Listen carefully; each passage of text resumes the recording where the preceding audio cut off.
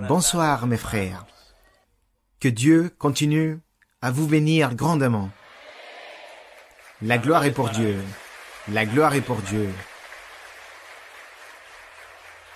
En étant rassemblés ici, je remercie la sœur Maria-Luisa et toutes les personnes qui vous accompagnent. Vous êtes pour nous, c'est une école de comment bien vivre devant Dieu. Merci pour votre effort, ma sœur.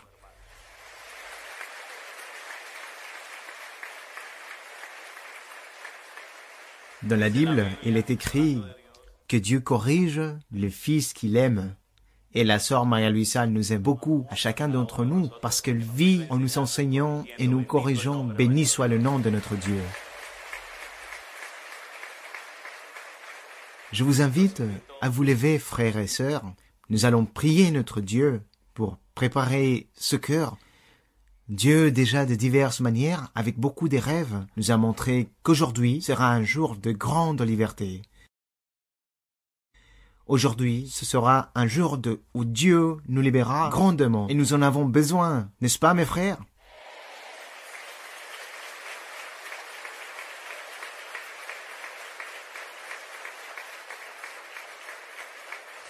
Nous allons prier notre Dieu et nous allons prier à ce Dieu puissant qui est au milieu de nous et qui nous écoute. Prions. Dieu, nous te bénissons, tu es puissant, saint et parfait, tu es Seigneur.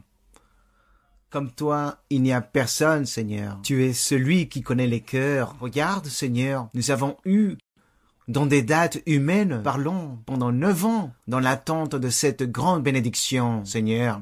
Mais en ce moment, nous disons, cela en valait la peine. Dans ce moment, nous nous sentons joyeux. En ce moment, ce qui est dans notre cœur, c'est la joie, la liberté et l'allégresse. En ce moment, nous savons, Seigneur, que ta parole va atteindre nos cœurs. Et cette parole va sortir, un grand arbre va germer qui va porter beaucoup de fruits pour Dieu.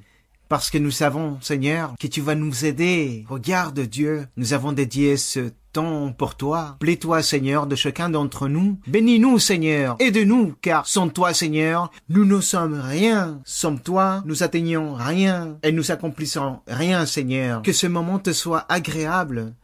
Merci, Seigneur, pour cette joie, pour cette opportunité de que notre sœur Maria-Luisa soit avec nous. Bénis toutes les personnes ici présentes.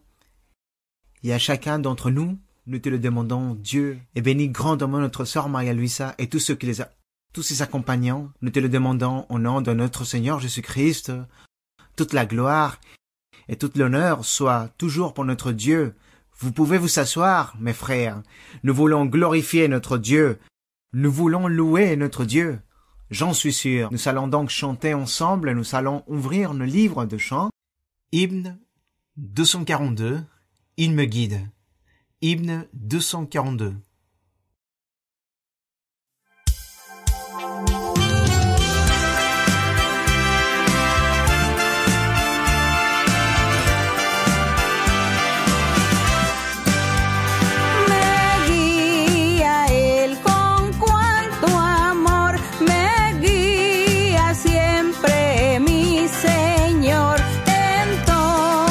Tiempo puedo ver con cuánto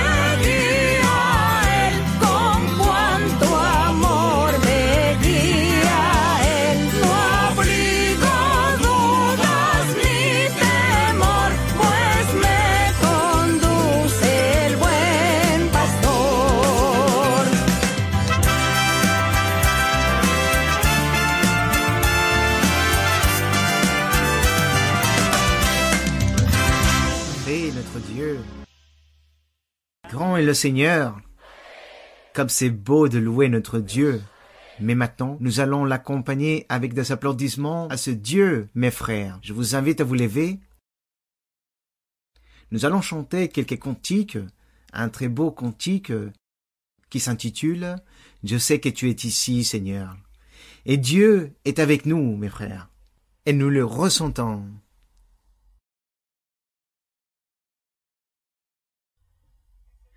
C'est le cantique 172, et nous allons le chanter de tout notre être, parce que Dieu le mérite. Béni soit le nom de notre Dieu. Louons notre Dieu. Cantique 172.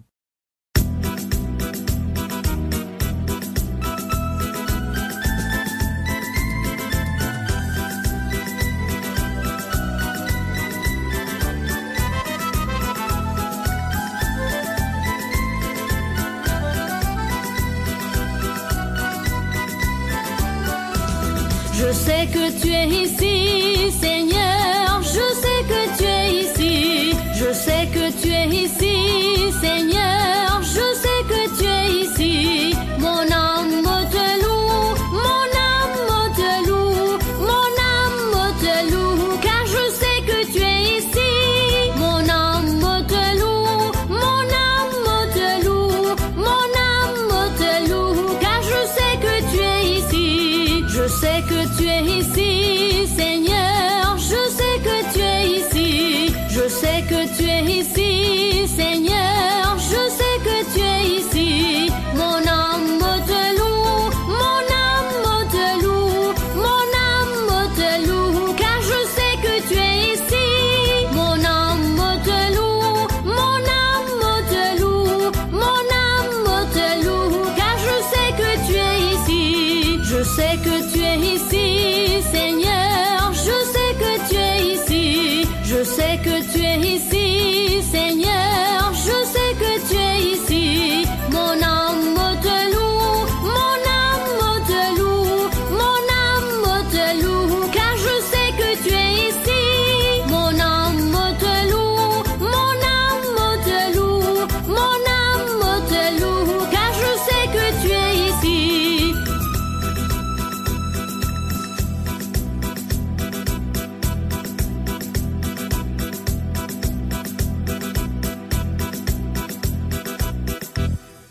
Béni soit notre Dieu. Le temps est venu, mes frères. 9 ans, mes frères, que nous l'attendions. Merci, sœur Mayalusa. Soyez la bienvenue.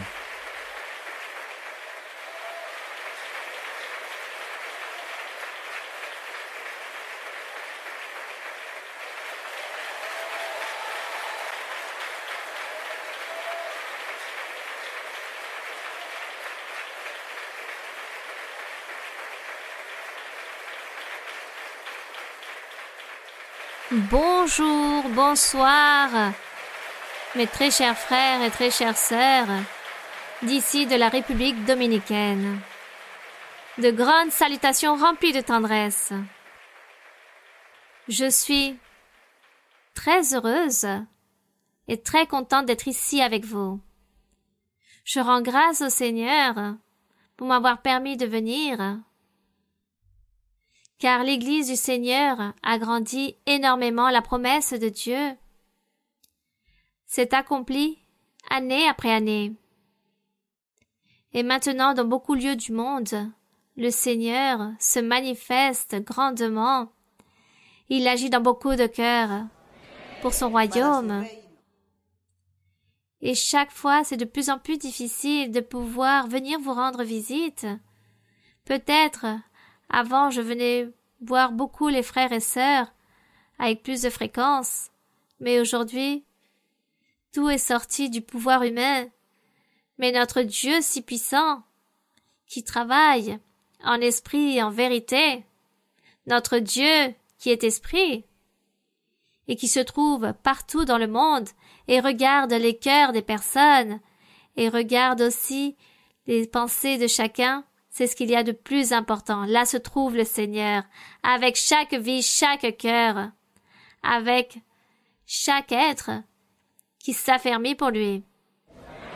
Voici ce qui nous rend paisibles Et nous, en tant qu'humains, c'est très difficile de pouvoir voyager ou de fréquenter beaucoup d'églises, mais le Seigneur se trouve avec chacun d'entre vous.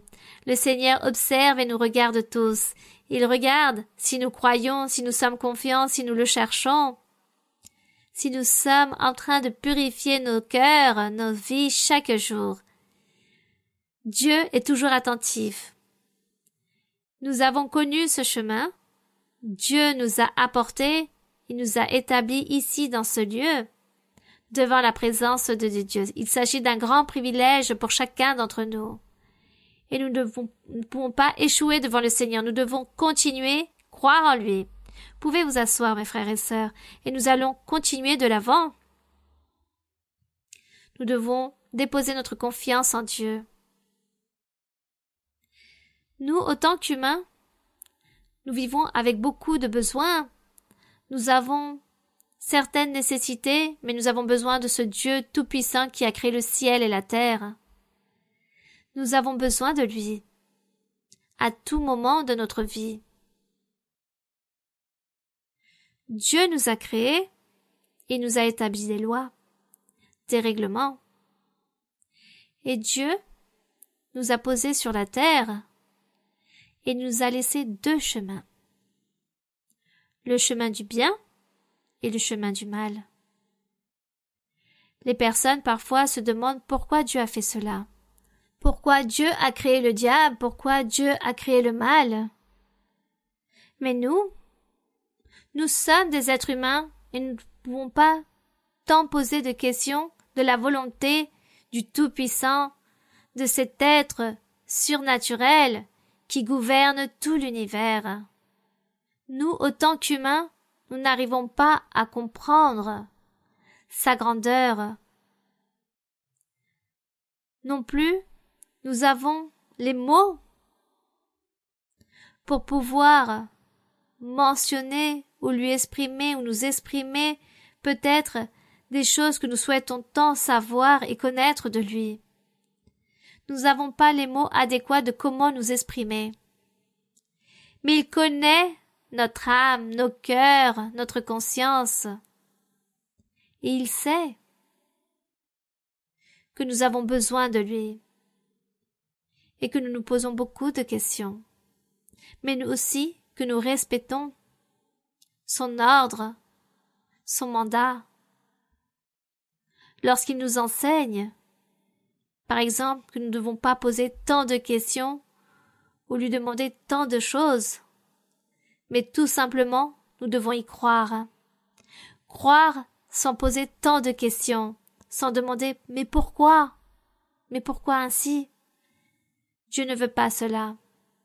Dieu veut que lorsqu'il nous parle et qu'il nous fait une promesse, que nous puissions répondre « Seigneur, tu as parlé, tu l'as dit ainsi, et cela sera ainsi. » Même si je n'arrive pas à comprendre, cela sera ainsi, ce que tu as dit, ce que tu as parlé. Et c'est une grande merveille que notre Dieu soit au milieu de nous et qu'il ait établi et envoyé son Saint-Esprit pour nous guider, pour nous orienter, pour nous consoler, afin qu'il nous aide et qu'il nous accompagne de sa main. Et comme je vous le disais avant aussi, le Seigneur nous a établi aussi le chemin du mal, où nous sommes très persécutés par toutes ces forces de l'ennemi. Et nous sommes persécutés parce que nous sommes en train de suivre le chemin du Seigneur. Mais ici, c'est notre lutte. Chaque jour, constamment, nous devons persévérer. Dans une des épîtres, l'apôtre Paul disait que nous avons une lutte continuelle tous les jours de notre vie. Nous sommes en train de lutter contre des forces très puissantes qui se trouvent dans les airs. Il parle des seigneurs des ténèbres, des puissances qui viennent contre nous, des dominations qui viennent nous déposer des maladies, des accidents, des difficultés, des maladies incurables. Tout ce genre de mal viennent à travers toutes ces forces mauvaises, de toutes ces puissances qui se trouvent dans tout l'espace, dans l'abysme, et que tous les jours de notre vie, nous sommes en train de lutter contre toutes ces choses, mais toutes ces puissances, toutes ces autorités et dominations du mal prennent possession des personnes et viennent demeurer en les personnes sur les êtres humains. Tous ces mauvais esprits viennent posséder une personne, un homme, une femme, un enfant, peu importe l'âge de la personne, et ce mauvais esprit possède la personne pour y demeurer, et la personne peut-être tombera malade. Cet être humain tombe malade beaucoup de fois, c'est une maladie du cerveau, et beaucoup de fois il s'agit de maladies physiques. Les maladies que nous connaissons dans les corps des personnes. Et nous avons trouvé le chemin de Dieu et nous avons l'expérience, car nous avons la promesse de Dieu.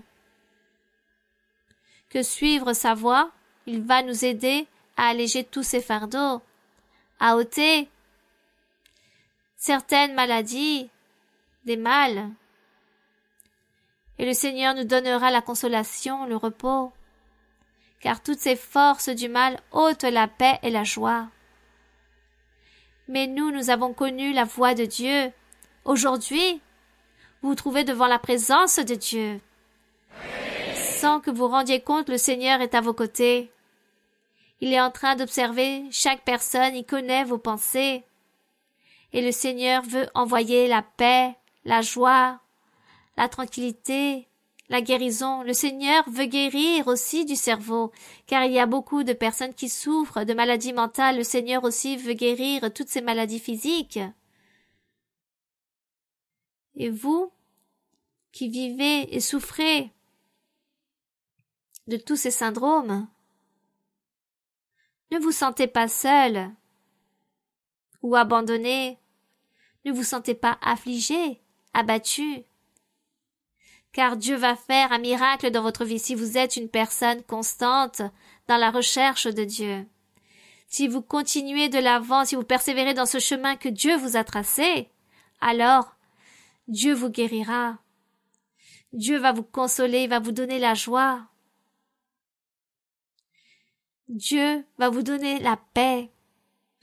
Mais soyez fidèles et fermes dans ce chemin que Dieu a établi.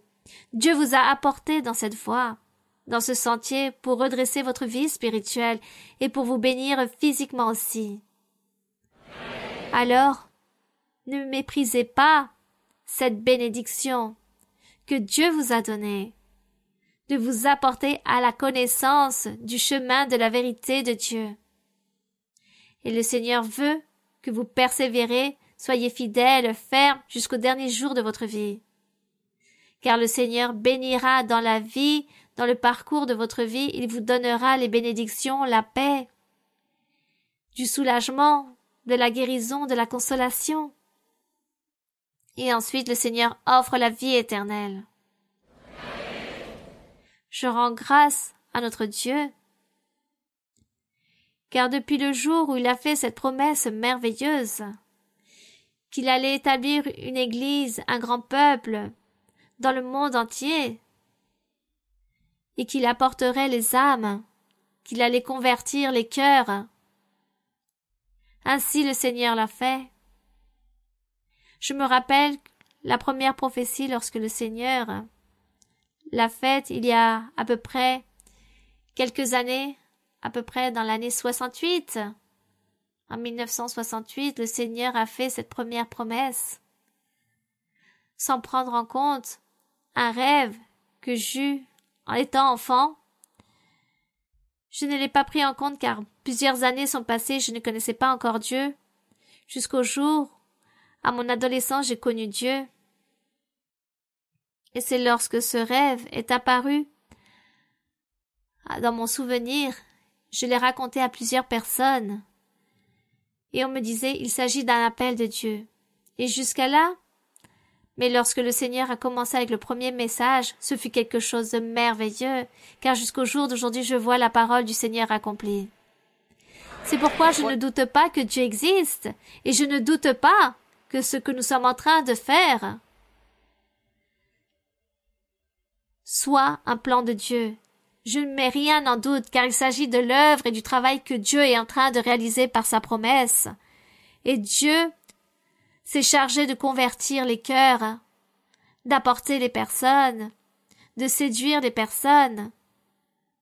Et chaque personne qui est appelée pour le royaume du Seigneur, lorsqu'elles écoutent la première prophétie, lorsque Dieu leur parle, cette personne est complètement séduite par Dieu.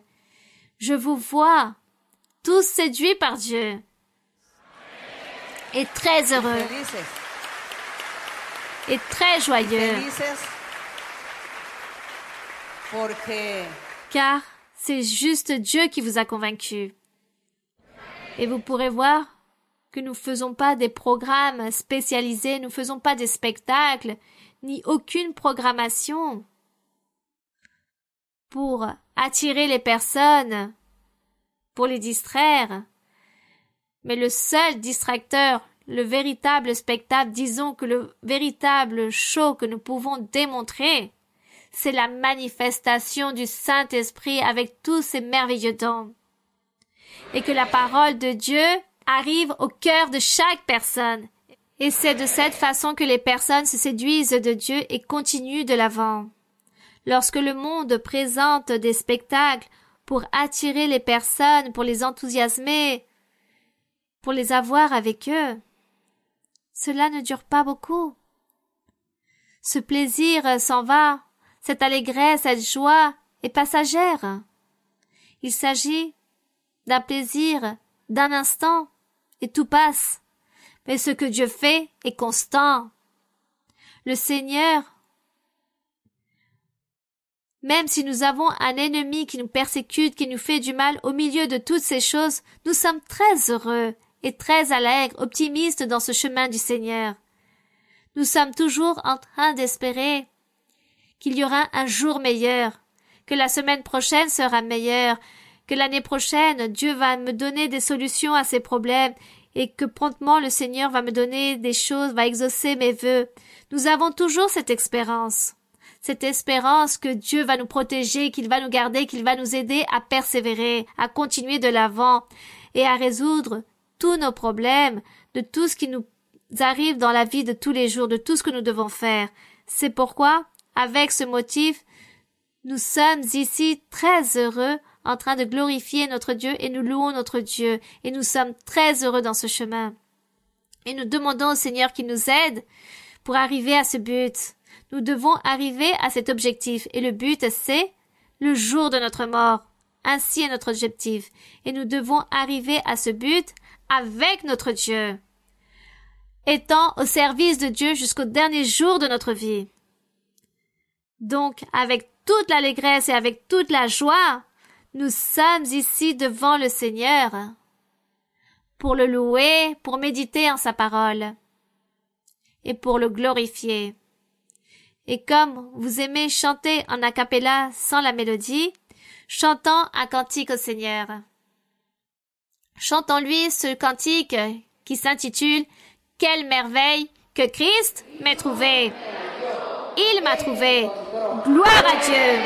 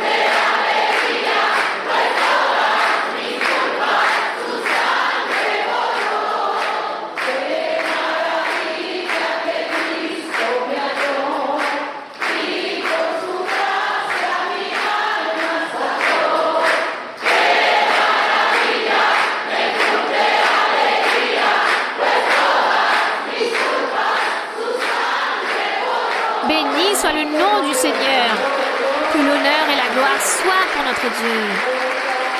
Gloire au roi, à notre divin pasteur, au Seigneur des seigneurs et au roi des rois. au Créateur du ciel et de la terre, au Seigneur du ciel. Pour lui est la louange, l'honneur et la gloire. Vous pouvez vous asseoir, et le Seigneur aujourd'hui a fait de grandes promesses à beaucoup d'entre vous, et le Seigneur va regarder, ou du moins il est en train de regarder avec des yeux de miséricorde, tous les affligés, à tous les opprimés, à toute personne qui se trouve malade ou qui sont dans le besoin ou qui vivent des difficultés ou les personnes qui vivent dans l'amertume. Toutes ces personnes qui ont des désolations dans leur être, qui vivent des dépressions, le Seigneur est en train de regarder avec ses yeux de bonté et le Seigneur réalisera des miracles sur chacun d'entre vous. Soyons confiants, le Seigneur. Déposons notre confiance en Dieu et aimons notre Dieu avec tout notre cœur, avec tout notre être. Mais surtout, faisons sa volonté. Éloignons-nous du mal, éloignons-nous du péché. Si vous n'y arrivez pas, demandez au Seigneur qu'il vous aide, et Dieu vous aidera à ôter des faiblesses, des erreurs, des fautes, des péchés, des choses qui ne vous conviennent pas, des choses qui offensent Dieu. Le Seigneur vous aidera. Il est amour, il est miséricorde. Dieu est avec nous. Qui contre nous? Que la louange et la gloire soient pour notre Dieu. Maintenant, mes très chers frères et très chères sœurs, à la fin de l'étude biblique, nous allons réaliser cette prière. Mais aujourd'hui, dans mon passage, j'ai vu les maladies, les besoins que vous aviez, mais j'ai vu aussi la main de Dieu sur vous en train de promettre de grandes bénédictions. Et je sais que le Seigneur s'est rempli de miséricorde, car nous sommes ici devant sa présence, nous sommes en train de connaître son chemin, et il nous a apportés devant lui. Il ne va pas permettre que nous soyons tristes, au contraire, continuons de l'avant, car nous sommes dans la voie de notre Dieu. Nous allons donc maintenant honorer notre Dieu avec les questions et les réponses. Et à la fin, notre cœur affermi pour la prière de notre Dieu. Nous allons donc maintenant commencer avec les questions que vous avez apportées. Sœur Maria-Louisa, que Dieu vous bénisse à chaque instant de votre vie. Les meilleures bénédictions du ciel, que le Seigneur vous donne plus d'années de vie et avec beaucoup de santé, que le Seigneur vous maintienne belle et le Seigneur vous soutienne à chaque moment. Vous, votre époux et vos accompagnateurs, soyez les bienvenus en République dominicaine. Merci. Les Dominicains, nous vous aimons.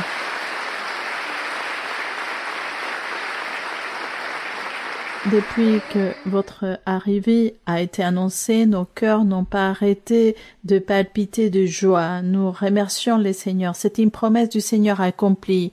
Depuis presque 20 ans, nous attendons ces moments. Le Seigneur m'a promis que j'allais vous poser une question et que j'allais être libérée. Et je donne la gloire au Seigneur parce que je sais que cela est déjà accompli. Gloire au Seigneur. Sœur, j'ai 2 questions si vous me permettez de la Bible. J'ai une question. Dans le livre de Jean, Évangile selon Jean, chapitre 2. Oui. Sœur, je suis un peu nerveuse. Où le Seigneur a fait son premier miracle dans les noces de Cana.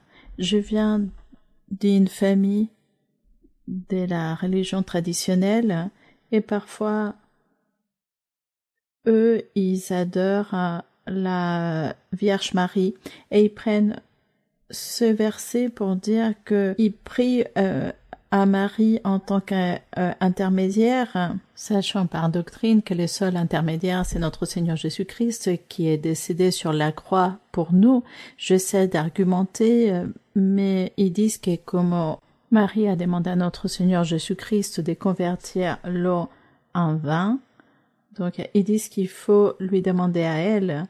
Mais tellement de miracles que le Seigneur a fait tout seul, personne ne lui a demandé. Si vous, dans votre sagesse, vous pouvez m'aider, merci, sœur. Bon, je pense que lorsque les personnes qui appartiennent aux religions traditionnelles, la religion catholique, disent toujours qu'ils utilisent toujours ce verset car Marie a donné un ordre au Seigneur Jésus qu'il n'avait pas de vin. Elle n'a pas dit qu'il fallait transformer l'eau en vin. Elle a juste dit, il manque du vin. Ils n'ont pas de vin. Voici ce qu'elle a dit. Le Seigneur lui a fait un rappel à l'ordre et lui a dit « Tu es avec moi. Pourquoi dois-tu dire cela? Je sais ce que je dois faire. » Le Seigneur lui a fait ce rappel à l'ordre. Cependant, le Seigneur a bien fait ce miracle de transformer l'eau en vin, mais il ne l'a pas fait parce qu'elle lui a demandé de lui faire les choses ainsi. Tout simplement, elle lui a dit qu'il n'y avait pas de vin, que le vin, il n'y en avait plus. Ceci d'un côté. Mais d'un autre côté, nous n'allons pas débattre avec les personnes au sujet de doctrine.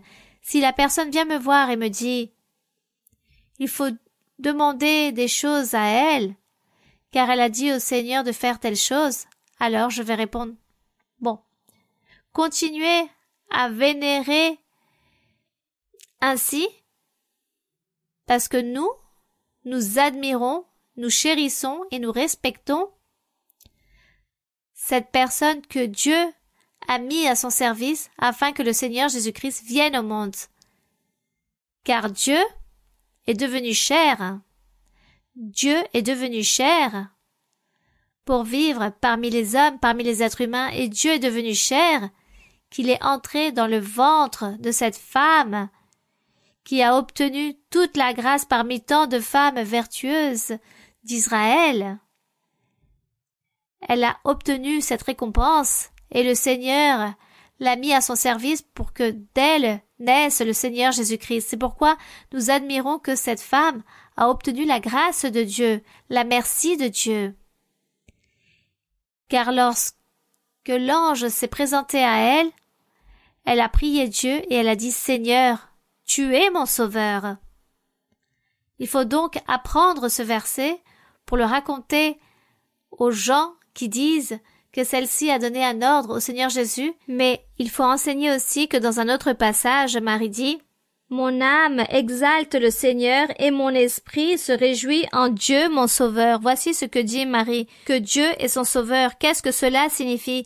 Qu'elle avait besoin aussi du salut, et que Dieu était son sauveur, et par le fait d'avoir cru et d'avoir déposé cette confiance en l'ordre que Dieu avait dit que Jésus-Christ allait naître de ses entrailles, elle a obtenu son salut aussi, cette grande récompense. Tout cela aussi, il faut l'enseigner aux autres.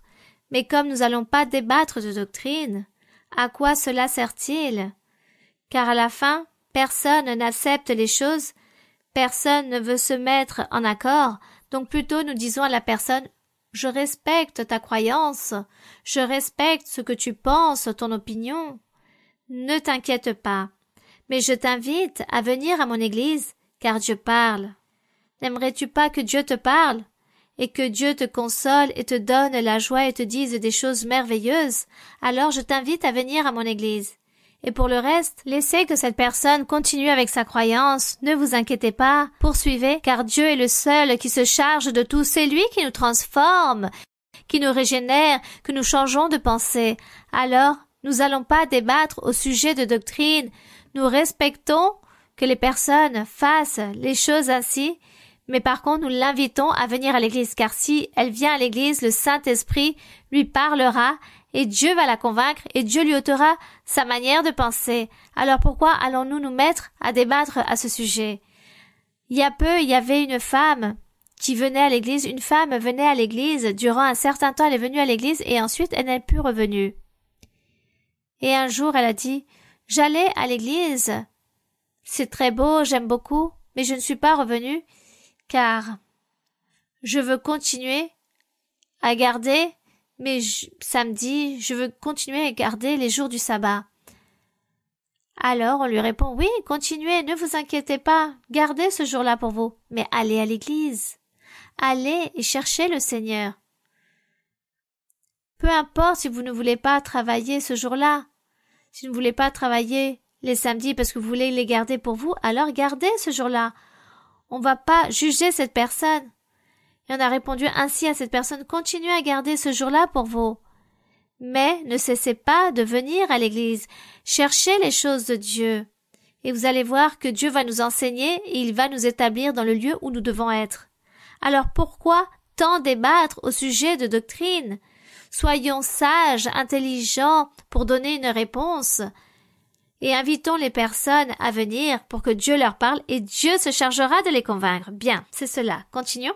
Sœur, je voudrais aussi vous présenter des excuses en public, car quand je suis arrivée à l'église, je ne vous appréciais pas et le Seigneur, dans sa miséricorde, lors d'une étude biblique en direct à New York, lorsque je louais, je fermais mes yeux et je voyais comment des anges habillés en blanc qui brillaient vous entouraient. Et je fermais mes yeux et je ouvrais les yeux et je me disais, c'est peut-être l'imagination ou la fatigue parce que j'avais travaillé la veille. Le lendemain, le Seigneur m'a dit en prophétie, ce n'est ni ta fatigue ni ton imagination, elle est ma servante bien-aimée. Bien. Nous rendons grâce au Seigneur. Je remercie mon Dieu et j'essaie de ne pas échouer au Seigneur. Oui, ma sœur. Si vous me permettez, une dernière question. Oui, ma sœur. Proverbe 14, verset 1, où fait allusion à la femme. La femme sage bâtit sa maison, et la femme insensée la renverse de ses propres mains. Ces beaux versets, même si nous les lisons souvent, je voudrais que vous nous aidiez, que vous nous enseigniez comment ce verset peut être appliqué dans notre quotidien, dans nos vies, dans nos foyers, avec nos époux, dans nos mariages. Dans Merci, Proverbe. Proverbe chapitre 4. 14. 1. 14. Oui, pardon. Oui, chapitre 14. Oui, donc Proverbe 14. La femme sage bâtit sa maison, et la femme insensée la renverse. Oui. C'est-à-dire le comportement. Si nous parlons humainement, le comportement dans la maison, le témoignage, l'exemple, la manière d'élever ses enfants, la bonne éducation, l'exemple qu'on leur donne, être sage et intelligent dans le foyer, faire attention, car les enfants, depuis le foyer, on peut donner une bonne éducation.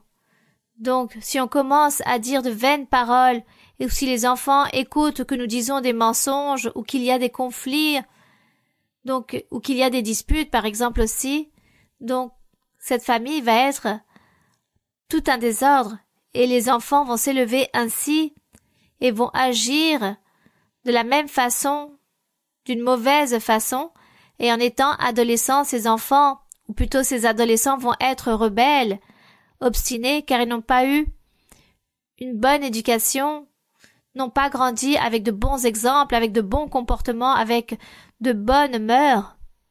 Voici ce que la femme sage dans tous les aspects doit faire les choses correctement. Mais ici, il parle aussi de l'Église. Cette femme, c'est la représentation de l'Église du Seigneur Jésus-Christ. La femme sage bâtit, édifie.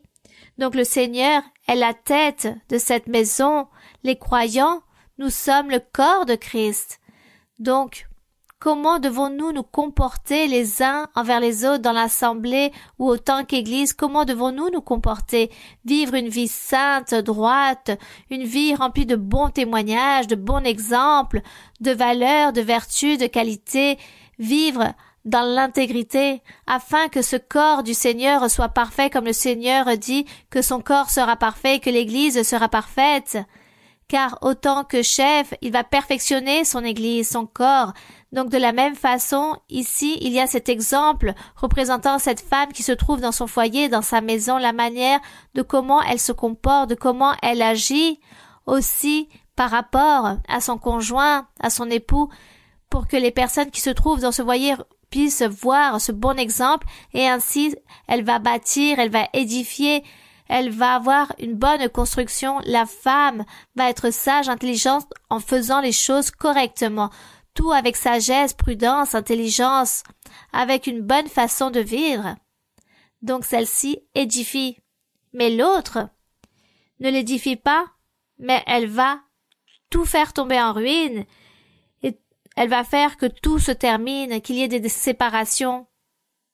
Voici ce qu'il est écrit ici dans Proverbe, où il parle réellement, c'est de l'Église du Seigneur. Mais elle est représentée physiquement par un foyer, par une famille, et une femme, une épouse, une femme qui se trouve là, en train de faire les choses correctement dans sa maison, dans son foyer, en donnant une bonne éducation et un bon exemple. Bien, continuons avec une autre question. Ma sœur, aujourd'hui je vis un rêve. Oui, mon frère. Un rêve où je vous ai vu et le pasteur Alexander, et aujourd'hui je le vois clairement, c'était ici dans cet endroit, et vous marchiez ensemble.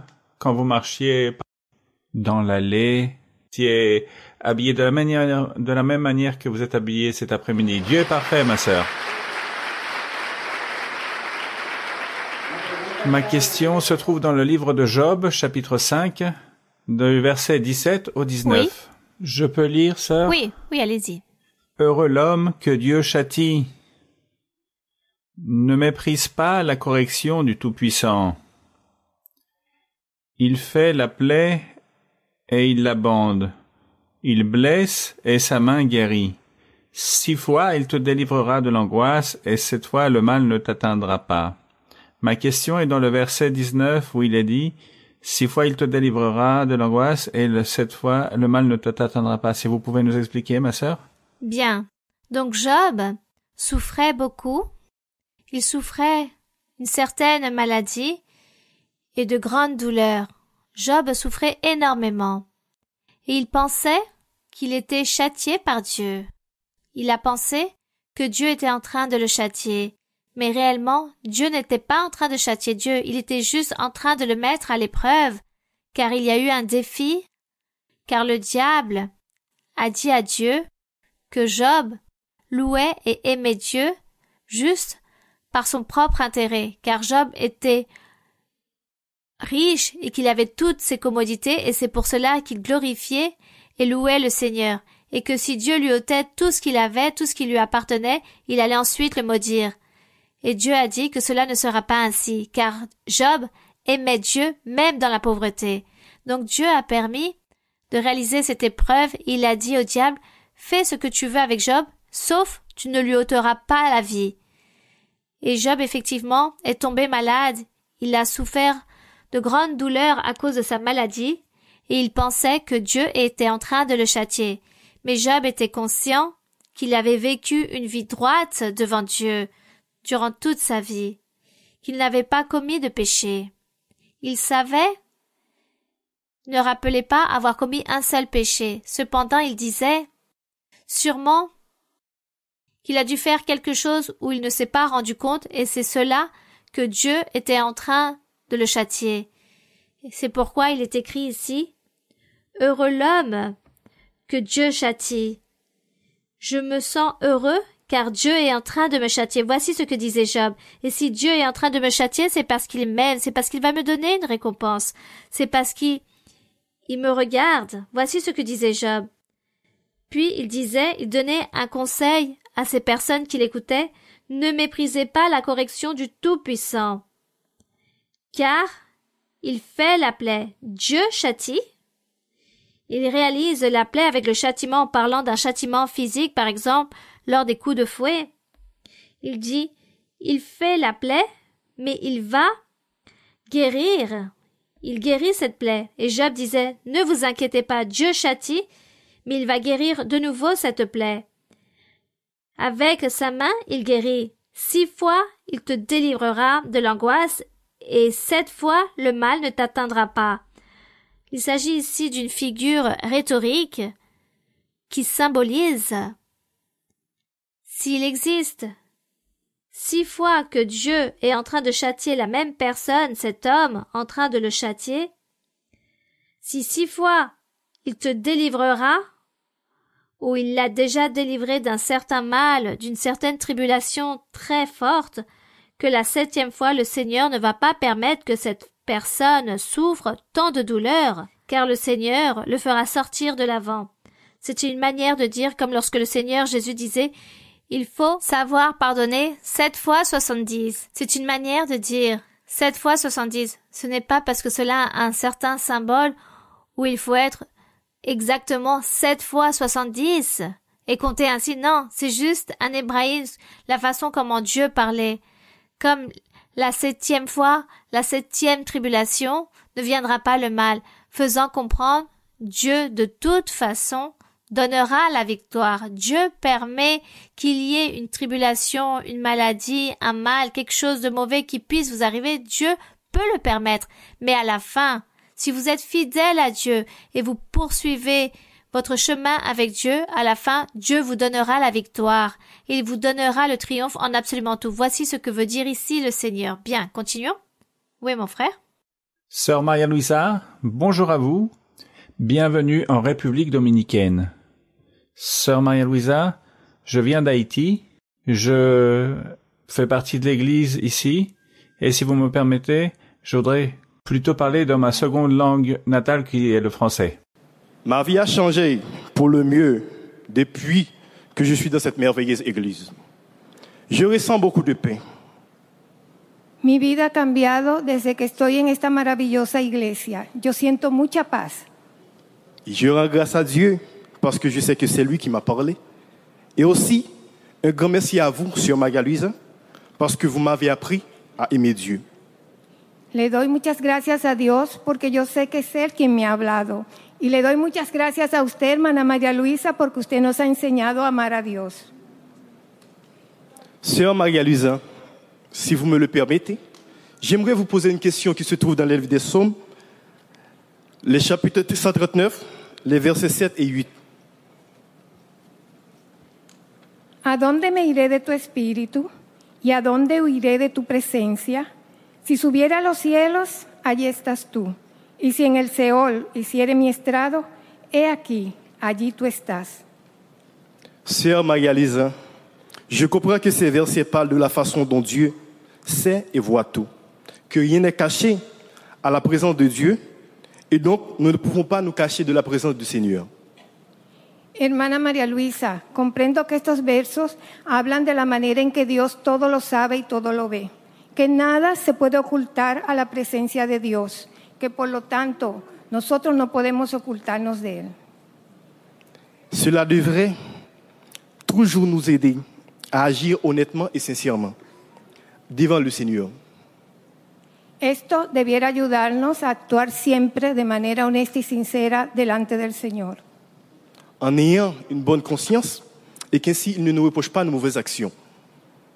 Con una buena conciencia que no nos vaya a reprochar por nuestras malas acciones. Nous savons également, comme le dit la Bible, que la conscience est le ver qui ne meurt jamais. Sabemos, como dice la Biblia, que la conciencia es el gusano que no muere nunca. Et vous, notre sœur Maria Luisa, notre professeur, comme vous nous l'avez enseigné, c'est ce qui se présentera le jour de notre mort devant notre Seigneur. Y como usted nos ha enseñado, hermana María Luisa, es lo que se presenta ante el Señor cuando muramos. Ma question est la suivante. Mi pregunta es la siguiente. Pourquoi, si beaucoup de gens dans l'Église savent cela, ¿Por qué, si muchas personas de la iglesia saben esto, nous faisons des choses inappropriées comme avoir du ressentiment contre nos frères de l'Église? actuamos de manera inapropiada como tener resentimientos contra hermanos de la iglesia? Aussi de la haine, de l'envie, de la jalousie, de mauvaises pensées, de la vengeance et même le désir que les choses tournent mal pour eux. Como el odio, la venganza, los celos, la envidia y aún el deseo de que las cosas le vayan mal a los hermanos. Et si cela se produise, nous nous sentons même heureux. Y si esto sucede, hasta nos llegamos a sentir alegres porque esto les pasa a ellos. Sœur Maria Luisa, est-ce que notre conscience ne fonctionne pas et que nous ignorons que nos erreurs auront de mauvaises conséquences dans nos vies? Hermana María Luisa, ¿es que nuestra conciencia no funciona? ¿O que somos ignorantes de que nuestros errores nos van a causar malas consecuencias en nuestra vida? Ou se pourrait-il que ce soit quelque chose de si naturel pour nous, les êtres humains, qui sera toujours présent dans nos vies et que nous devons donc l'accepter? ¿O pudiera ser que eso sea algo natural en el ser humano y que está presente siempre en nuestras vidas y que lo aceptemos? Sœur Magalija, D'ores et déjà, merci pour votre réponse et que Dieu vous bénisse amplement. Hermana María Luisa, gracias por su enseñanza y que Dios la bendiga grandemente. Bien.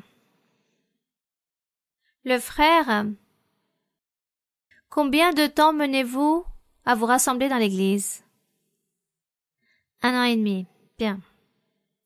Selon votre question, je comprends que vous avez vu des personnes qui se trouvent à l'intérieur de l'église et ont encore dans leur cœur des envies, de la jalousie, de la haine.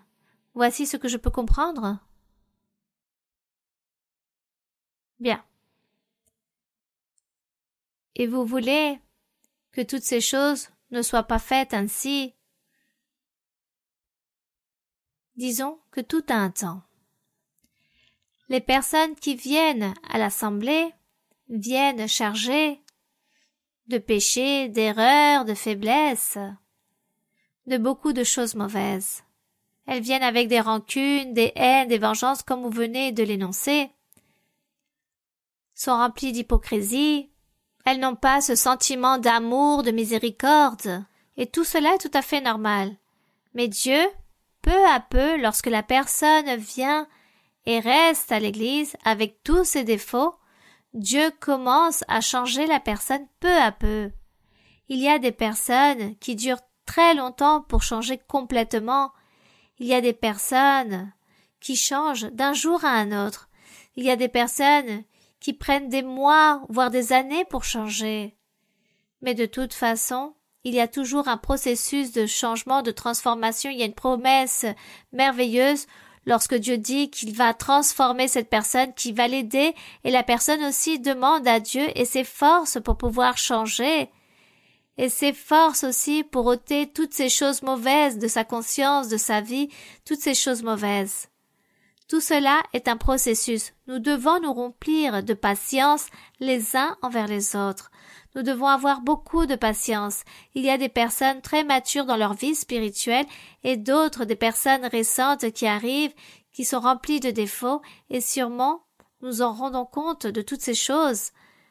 Mais nous ne devons pas juger les autres, ni murmurer, ni critiquer, ni nous irriter, ni nous mettre à l'aise dans aucune façon, mais laisser que ces personnes continuent à venir et laisser le temps à Dieu et laisser toutes ces choses entre les mains de Dieu, car c'est Dieu qui transforme et ôte toutes ces choses mauvaises du cœur, de la conscience de la personne.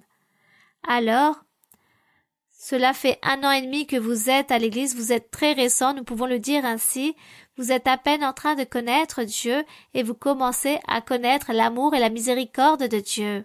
Et surtout, vous allez connaître l'amour que Dieu a eu avec vous et la miséricorde de vous sauver et de vous sortir peut-être d'un lieu obscur, d'un lieu où vous ne ressentiez pas de paix, ni d'amour, ni d'allégresse, ni de joie, et vous n'aviez même pas un sens pour votre vie, et Dieu vous a sorti de là-bas, il vous a apporté à la lumière, il vous a apporté ici pour que vous puissiez recevoir les bénédictions de Dieu, pour que vous puissiez recevoir toutes ces choses et avoir cette transformation complète dans votre cœur, dans votre être, et aussi changer complètement. C'est Dieu qui se chargera de faire tout cela en vous, et Dieu vous changera tellement que vous serez un homme nouveau, un homme différent. Et vous-même,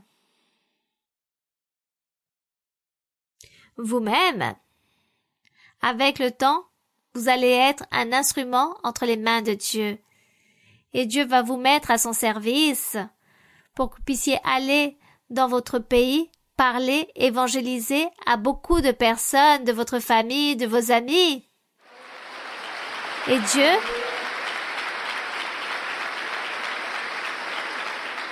Dieu va vous préparer, il va vous instruire, il vous donnera de sa puissance, il va vous vêtir de sa puissance, de connaissance, pour que vous puissiez gagner toutes ces âmes et évangéliser à toutes ces personnes.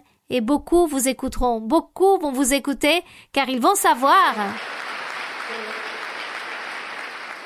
car ils vont voir que vous étiez une personne qui avait vécu là-bas, vous connaissiez comment se font les choses, comment est cette culture, les coutumes, et maintenant vous êtes une personne complètement différente en train de parler de Dieu et avec la puissance de Dieu en train de se manifester dans votre être. Voici ce que Dieu a pour vous. Alors, pour l'instant, vous devez vous remplir de miséricorde. Pour l'instant, remplissez-vous de patience, beaucoup de patience. Il comprend l'espagnol? Comprend-il l'espagnol? Soyez patient et ne regardez personne, ne regardez pas les autres. Regardez-vous vous-même, regardez Dieu et la Bible et continuez, persévérez, car Dieu a des choses merveilleuses pour vous pour les jours suivants, tant pour vous et votre famille, mais aussi Dieu a beaucoup de choses et beaucoup de surprises. Merci beaucoup pour les applaudissements. Je sais que les applaudissements sont pour Dieu. Dieu a de grandes promesses et Dieu a des choses merveilleuses pour vous, votre famille, les vôtres et aussi pour toutes ces personnes qui se trouvent là-bas, qui ont besoin de Dieu et que tous sont pratiquement esclaves du diable. Alors Dieu veut vous faire sortir de cette servitude, de cette nation, de cette république, de ce pays. Dieu veut que les personnes connaissent Dieu et que ça soit Dieu qui règne et non le mal. Dieu va vous mettre beaucoup à son service. Lisez beaucoup la Bible. Lisez la Bible. Et le Seigneur est en train de vous revêtir. Il est en train d'établir en vous un habit nouveau dans votre corps. Dieu sera avec vous. Le Seigneur sera avec vous. Continuez de l'avant, soyez ferme, courageux, très vaillant. Bien, très fort. Continuons. Bienvenue, Sœur Maria Luisa. C'était une promesse du Seigneur accomplie. Vous savez des salutations des frères et sœurs de Barcelone, Espagne. Ils vous attendent là-bas. Sœur Maria Luisa, ma question est personnelle et liée à la conviction. Il y a des croyants à l'Église qui partagent des enseignements et de la doctrine d'autres pasteurs et leur argument c'est qu'ils disent qu'ils prêchent joliment et qu'ils transmettent un joli message.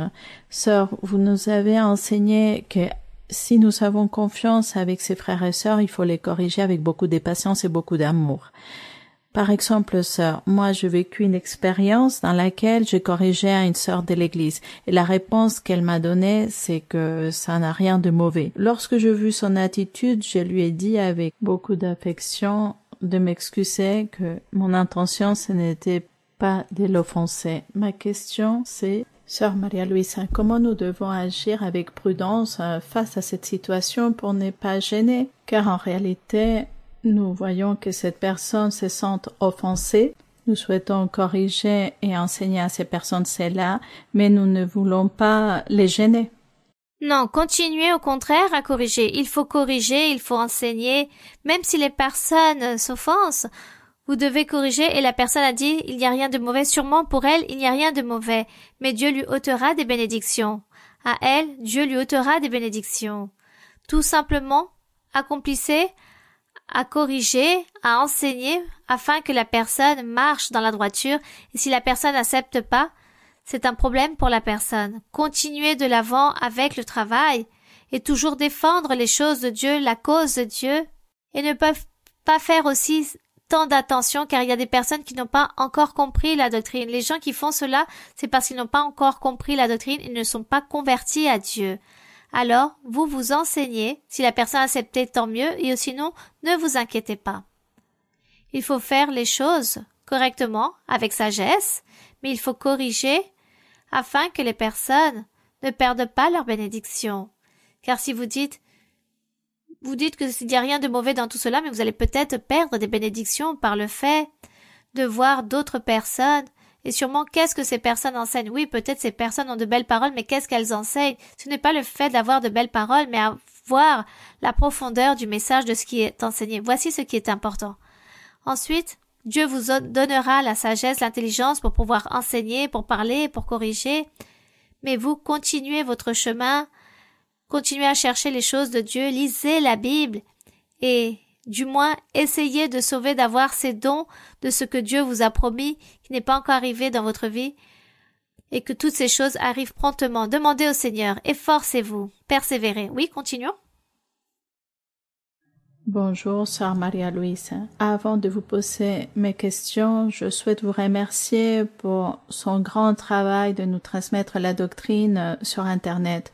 Pour moi, cela a été un grand soutien lorsque j'ai perdu la vue à cause des bactéries que j'ai acquis suite à une chirurgie des cataractes. Vous écoutez calmer l'angoisse de mon cœur et me donner de la paix et de l'espoir dans le Seigneur qu'il allait me donner à nouveau la vue, et cela a été ainsi car j'ai récupéré 75% de la vue.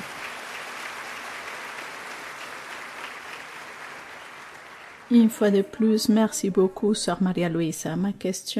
Ma question est liée au passage suivant du livre de Genèse. Genèse 2.25 et Genèse 3.7. Est-ce que je peux lire ça? Oui, ma sœur. Genèse 2.25, il est écrit ainsi.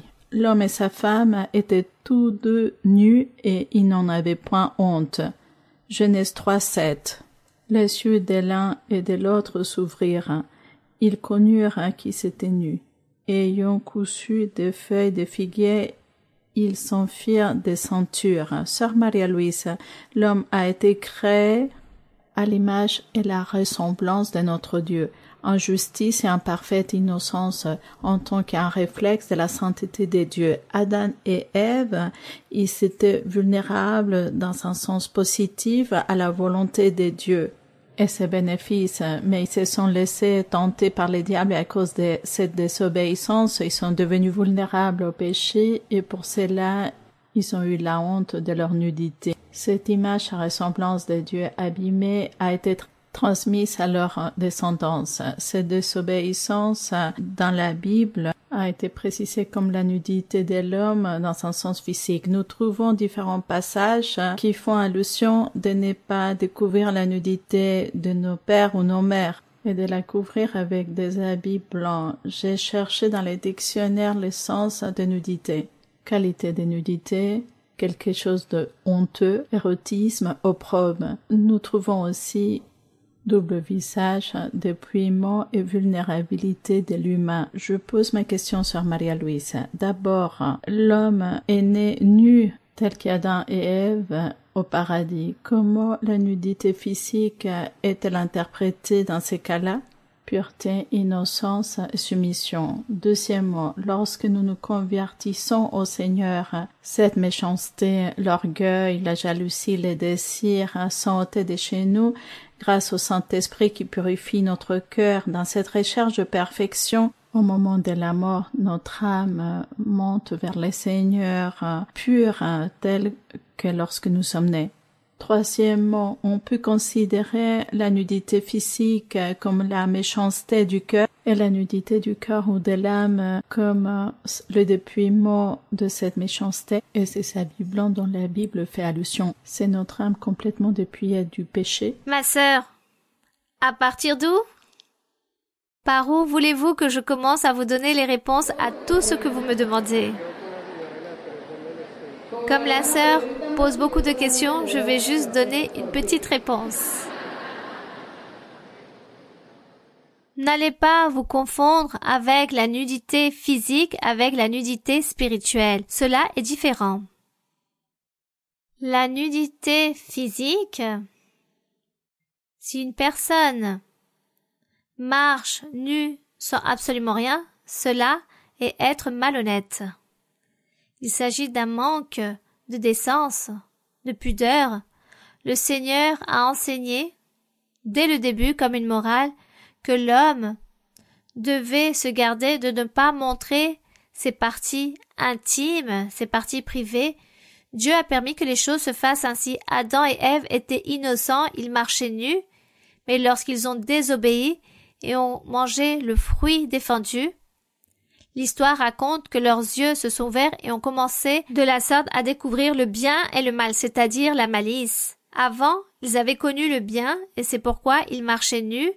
Ils n'avaient pas honte de cela. Lorsqu'ils ont désobéi, alors leurs yeux s'ouvrent et commencent à connaître les choses mauvaises, la malice. Ce n'était pas juste que le bien, mais le bien et le mal, la méchanceté. Et cette méchanceté a fait qu'ils rougissent de honte par le fait de se retrouver nus et qu'ils ont donc fabriqué des vêtements pour s'habiller, pour se couvrir. Et aujourd'hui, c'est de même. Lorsque Dieu dit qu'aux enfants, il ne faut pas voir la nudité des parents, car il s'agit d'un manque de pudeur, un manque de respect, il s'agit d'une immoralité, il s'agit de lois immorales. Donc, Dieu enseigne le respect par rapport à tous ces aspects. Même si aujourd'hui, nous entendons parler du libertinage, de la méchanceté de l'homme, et nous entendons des choses contradictoires. Mais nous, qui suivons le chemin de Dieu, la voie de Dieu, nous devons faire les choses de la façon de comment Dieu nous a enseigné. Nous devons nous remplir d'une certaine morale, de respecter, de chérir, d'avoir une certaine pudeur, ne pas marcher dans la malhonnêteté en étant nu, mais toujours en obéissant Dieu, être décent. Donc la nudité spirituelle, c'est lorsque la personne n'a rien de Dieu. Lorsqu'une personne n'a rien de Dieu, alors on dit que cette personne est nue, qu'elle doit se vêtir, car lorsque Dieu dit qu'il vêtit une personne avec des habits blancs, ce n'est pas tant le corps physique qu'il vêtit ou qu'il habille avec un vêtement blanc, mais l'esprit, la personnalité de la personne. Sa personnalité est habillée avec un vêtement blanc que Dieu donne. Il s'agit des vêtements spirituels, d'un habit spirituel. Lorsque la personne meurt, le corps ne va pas se retrouver devant la présence de Dieu. Le corps reste et devient de la poussière. Ainsi le dit la Bible. Ce qui va devant la présence de Dieu, c'est l'esprit. Donc l'esprit n'a pas tous ces côtés physiques du corps. Il s'agit d'un esprit. On ne va voir absolument rien. Donc, les habits, les vêtements, il s'agit des vertus que la personne a pu recevoir de la part du Seigneur. Être vêtu avec son habit blanc que le Seigneur l'a vêti avec son corps glorieux. Donc toute cette partie physique reste, est abandonnée et ne va pas devant la présence de Dieu. Je ne sais pas si la sœur voulait demander autre chose. Vous avez cherché dans le dictionnaire pour voir tout par rapport à la nudité. On vous a expliqué qu'est-ce que la nudité. Mais nous, aujourd'hui, nous devons être honnêtes, droits, comme nous disions tout à l'heure par rapport aux vêtements que la personne devait se vêtir avec d'aisance. Être bien habillé dans l'église et ne pas montrer ses parties intimes, privées, sa silhouette à toutes les personnes, mais se couvrir avec des vêtements. Voilà ce qu'enseigne Dieu. Il nous enseigne que nous devons nous comporter de la sorte avec d'aisance. Même si nous voyons dans le monde tant de choses qui nous scandalisent, mais nous ne faisons pas cela, nous le faisons pour plaire à notre Dieu. Bien. Continuons avec une toute dernière question. Une ou deux dernières questions. Bonsoir, sœur, que Dieu vous bénisse. Dans le livre d'Ésaïe, chapitre 58, verset 8, il est écrit ainsi: alors ta lumière poindra comme l'aurore, et ta guérison germera promptement. Ta justice marchera devant toi, et la gloire de l'Éternel t'accompagnera. Alors tu appelleras, et l'Éternel répondra. Tu crieras, et il dira: me voici. Si tu éloignes du milieu de toi les jougs, les gestes menaçants et les discours injurieux. Ma question se trouve, sœur, dans le verset 9, où c'est écrit: si tu éloignes du milieu de toi les jougs. Comment identifier parmi nous ces jougs qui nous empêchent d'attendre les promesses et bénédictions que le Seigneur nous annonce dans le verset 8, et comment ôter ces jougs de nous, car plusieurs fois, parce que nous venons tous les jours à l'église, nous nous croyons parfaits. Merci, sœur. Avant de connaître le Seigneur, nous apportions un joug d'esclavitude, un péché. Avant de connaître Dieu, avant de venir à l'église et d'écouter la première prophétie, nous vivions dans le monde et dans le monde. Nous étions remplis des péchés, nous étions esclaves du diable. Nous vivions sous cette servitude, c'était le joug de la servitude que nous avions, le péché Et personne ne pouvait nous aider avec ce joug de l'esclavitude du péché. Mais lorsque nous sommes venus ici à l'Église, lorsque nous arrivons à la connaissance de Dieu, ce joug est ôté car Dieu ôte cette servitude et il nous donne une nouvelle vie car nous cherchons une vie parfaite et nous n'avons plus ce joug de la servitude du diable. Nous n'avons plus ce péché au-dessus de nous car le Seigneur est en train de nous purifier. Ce joug, nous l'avions avant de connaître Dieu. Maintenant, nous ne pouvons pas dire, car si je dis que j'ai encore ce joug, cela signifie que je vis sous la servitude du péché. Le joug, c'était le péché, la servitude du diable, car le diable nous excitait à faire des choses mauvaises. Mais maintenant, je n'ai plus cela en moi. Si la sœur est dans l'église, vous ne pouvez pas dire que vous avez ce joug. Vous ne pouvez pas dire comment faisons-nous pour ôter ce joug.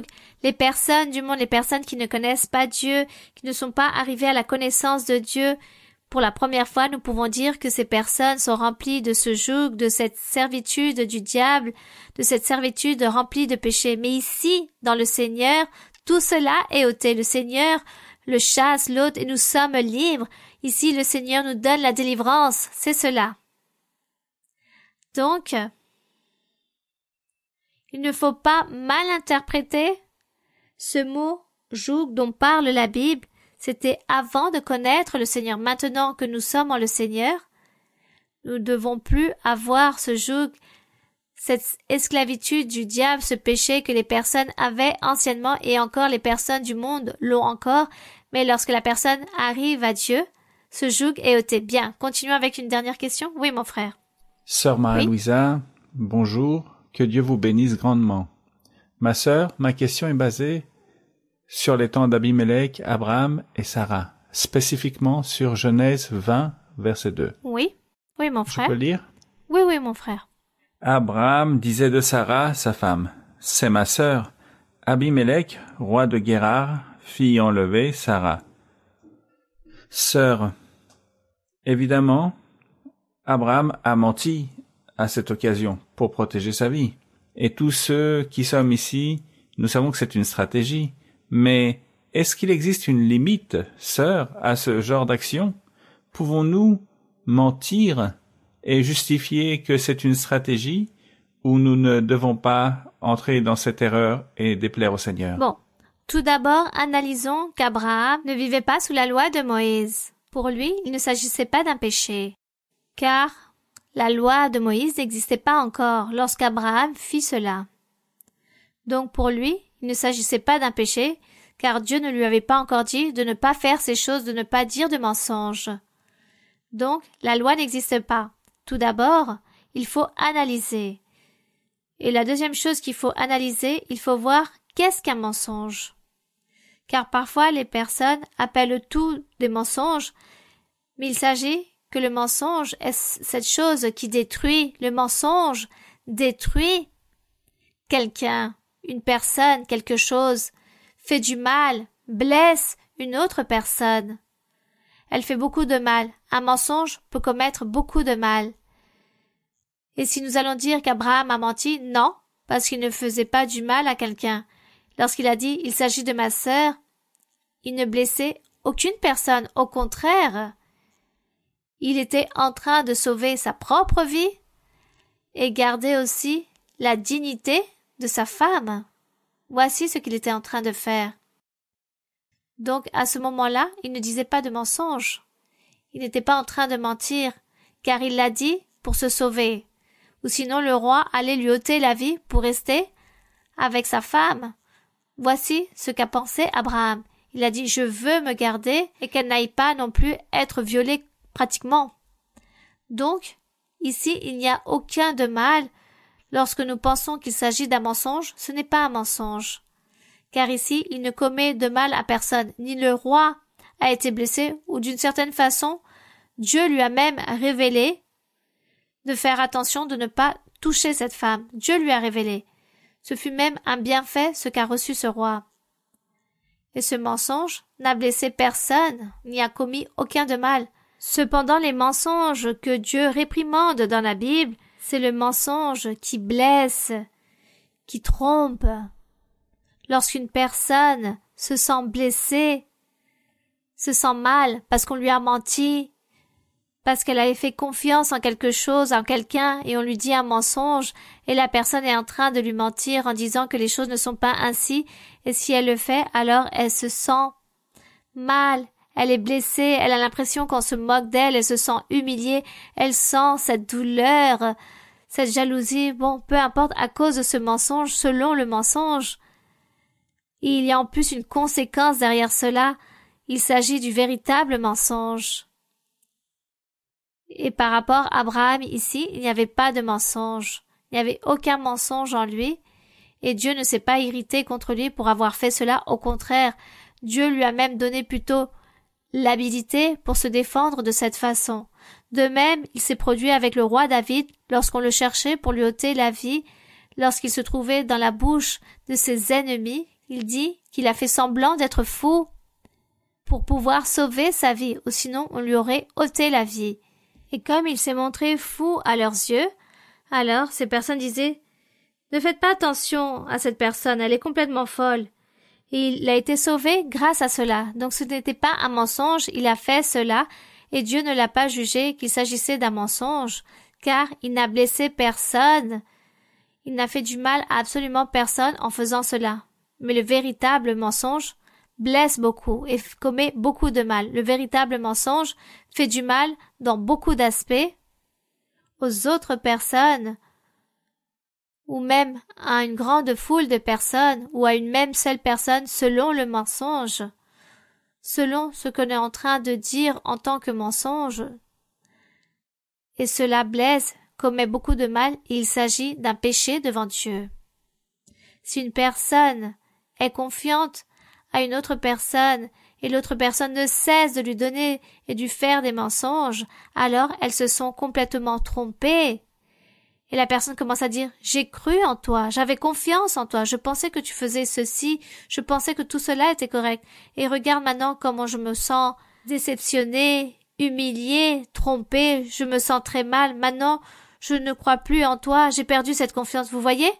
Le mensonge apporte de fortes conséquences. Ça, c'est le véritable mensonge et c'est un péché devant Dieu. Pratiquement, ne nous trompons pas les uns les autres. Bien, mon frère. Chaque jour, nous allons demander au Seigneur qu'il nous donne une grande intelligence, beaucoup de sagesse pour pouvoir comprendre son chemin, mais aussi pour mettre tout en pratique. Nous allons donc maintenant prier le Seigneur. Les personnes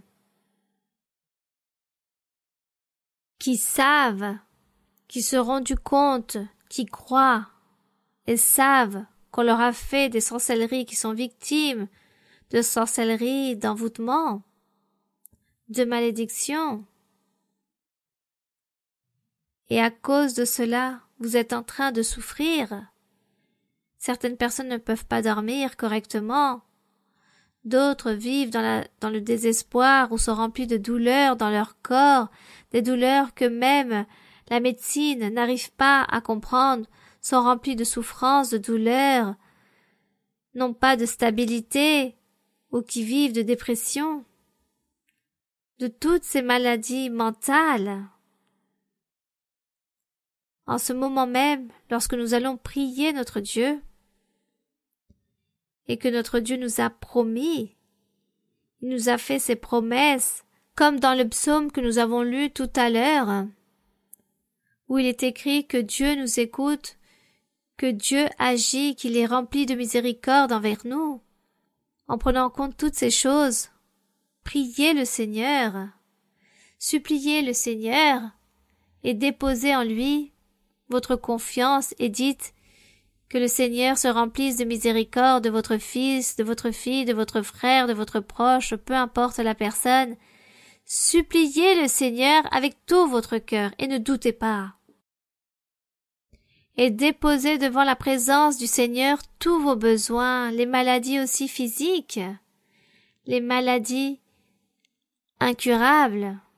Nous allons prier, nous allons demander au Seigneur des choses, et comme cette vidéo va pour toutes les églises, pour le monde entier, Donc les personnes qui vont nous voir, qui vont nous écouter, les personnes aussi, faites la même chose.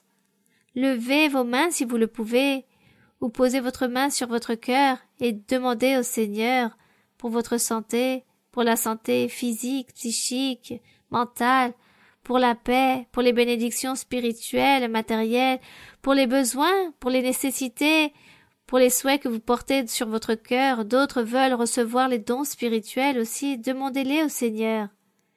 Nous allons donc demander à notre Dieu, croyant que notre Dieu est bien là en train de nous écouter et qu'il va faire le miracle, car ainsi est sa promesse merveilleuse. Béni soit notre Dieu Tout-Puissant, Père de notre Seigneur Jésus-Christ, Père Saint, Père Céleste.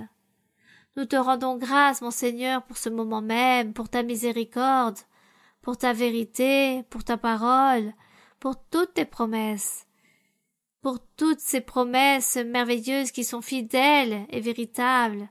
Nous te rendons grâce, Seigneur, pour toutes ces promesses que nous avons lues dans ce psaume 145. Où, Seigneur, tu as promis que puisse rester cette promesse écrite pour ne pas oublier, pour ne pas mettre à l'oubli ce que tu as promis. Père Saint, merci Seigneur, nous sommes devant ta promesse en ce moment même. Tous les frères et sœurs et toutes les personnes qui vont nous voir à travers cette vidéo sont remplis de besoins, ont des pétitions à te demander, ont des souhaits dans leur cœur, car tu as fait beaucoup de promesses à beaucoup de personnes, et tu leur as promis de grandes bénédictions spirituelles. Tu leur as promis des bénédictions matérielles aussi. Mais aussi, Seigneur, il y a beaucoup de personnes qui sont remplies de maladies physiques, de maladies incurables. Et ces personnes ont besoin de ton aide. Tends ta main toute-puissante. Pose ta main sur la tête de chacun. Guéris et ôte toute maladie, toute douleur, toute souffrance. Délie, Seigneur. Ôte toutes ces chaînes diaboliques. Et aussi, Seigneur, les maladies du cerveau. Je te demande, mon Seigneur, de tendre ta main. Réprimande tous ces mauvais esprits. Réprimande toutes ces sorcelleries, tous ces envoûtements, toutes ces malédictions. Regarde, Seigneur, qu'il y a beaucoup de personnes liées et enchaînées à cause de tous ces mauvais esprits, à cause de ces sorcelleries, de ces envoûtements. Seigneur, tu es puissant. Tu as délivré beaucoup de personnes. Tu as purifié beaucoup de personnes. Tu as chassé beaucoup de malédictions, beaucoup de sorcelleries, à beaucoup de personnes, à des centaines de personnes. Tu as fait tous ces miracles merveilleux dans la vie de chacun, car tu es puissant. Tu as donné ce soulagement, cette consolation, la santé, l'allégresse. Tu leur as donné la joie, la paix, en les délivrant de toutes ces choses, de tous ces fléaux.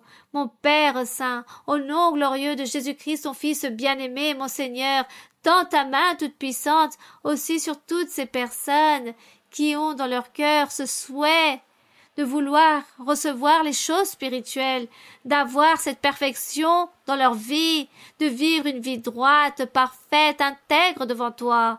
Mon Père Saint, tends ta main, bénis, Seigneur.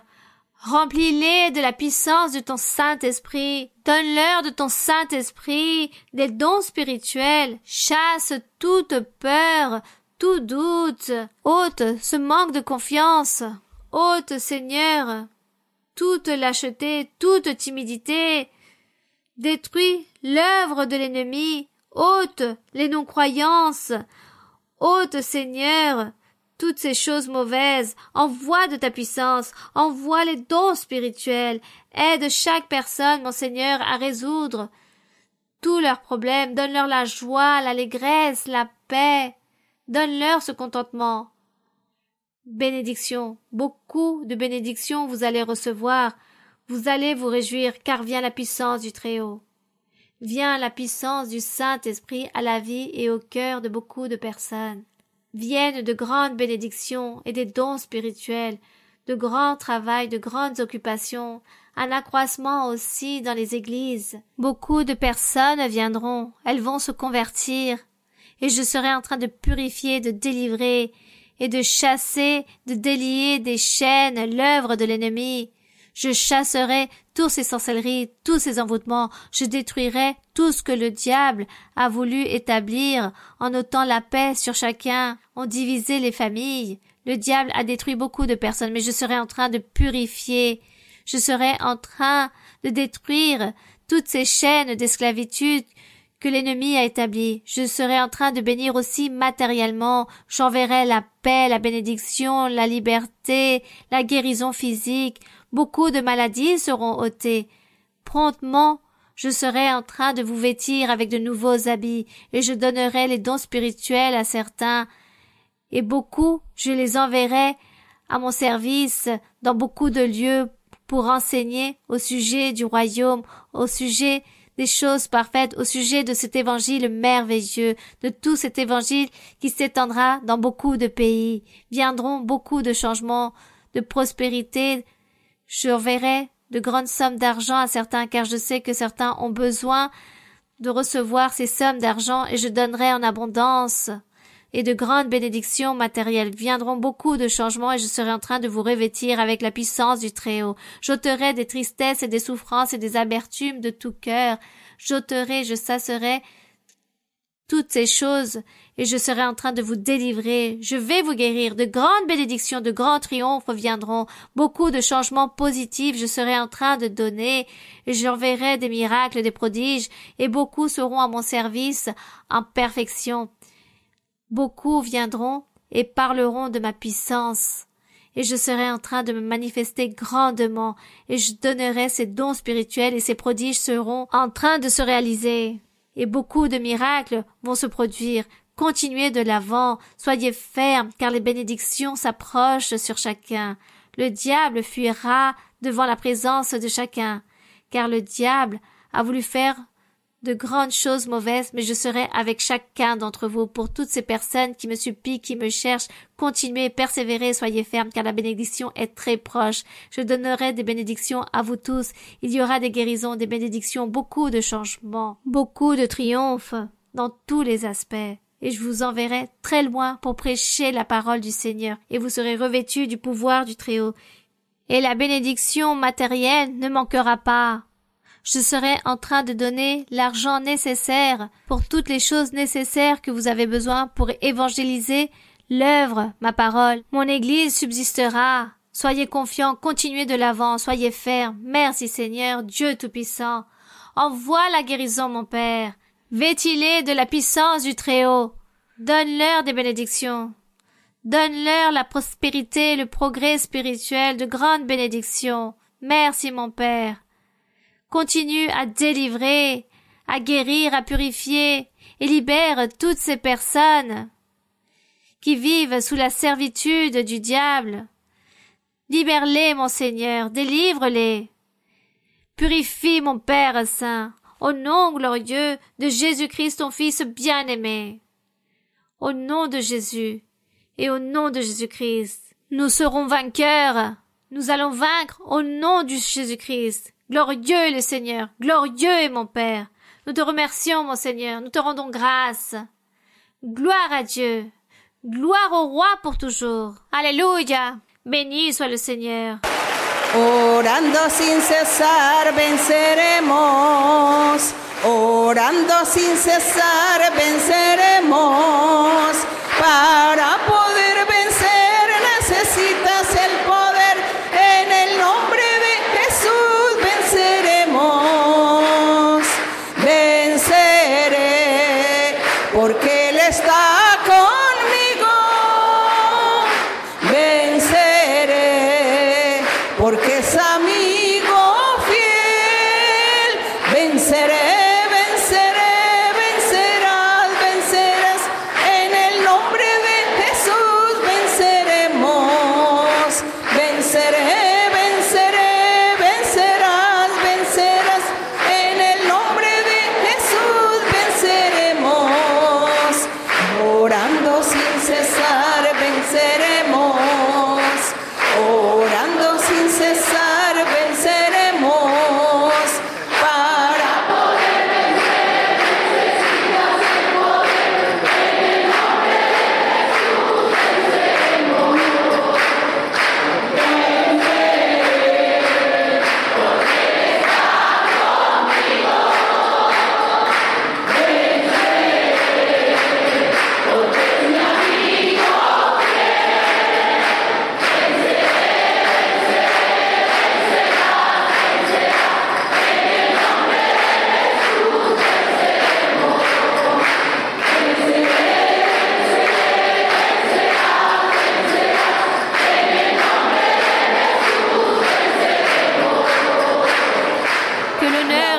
gloire soit pour notre Dieu.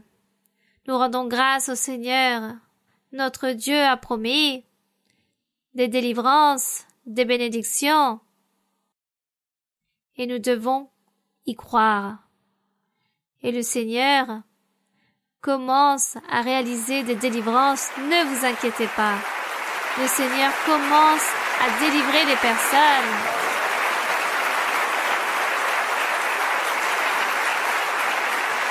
Car Dieu est miséricordieux. Il sera en train de délivrer ceux qui sont captifs. Voici ce que nous savons. Dieu libère les captifs. Et nous rendons grâce au Seigneur, car toutes ces personnes souffrent. Mais mon Seigneur, dans sa miséricorde, sera en train de réaliser le miracle. Et peu à peu, il va purifier jusqu'à ce que les personnes soient complètement libres. Dieu a fait cette grande promesse. Merci beaucoup. Merci beaucoup, mes frères et sœurs. Que mon Dieu vous bénisse grandement. Le Seigneur aussi a promis des bénédictions matérielles pour beaucoup de personnes et des bénédictions spirituelles. Il a promis aussi à réaliser des appels pour certains pour être à son service. J'espère que vous puissiez recevoir promptement. Recevez promptement toutes ces bénédictions de la part de mon Seigneur. Merci beaucoup pour votre amour, pour votre tendresse. Que Dieu vous bénisse et à très bientôt. À très bientôt, mes très chers frères et sœurs. Et sur le chemin du retour, rentrez en paix chez vous. Que Dieu vous bénisse. Merci.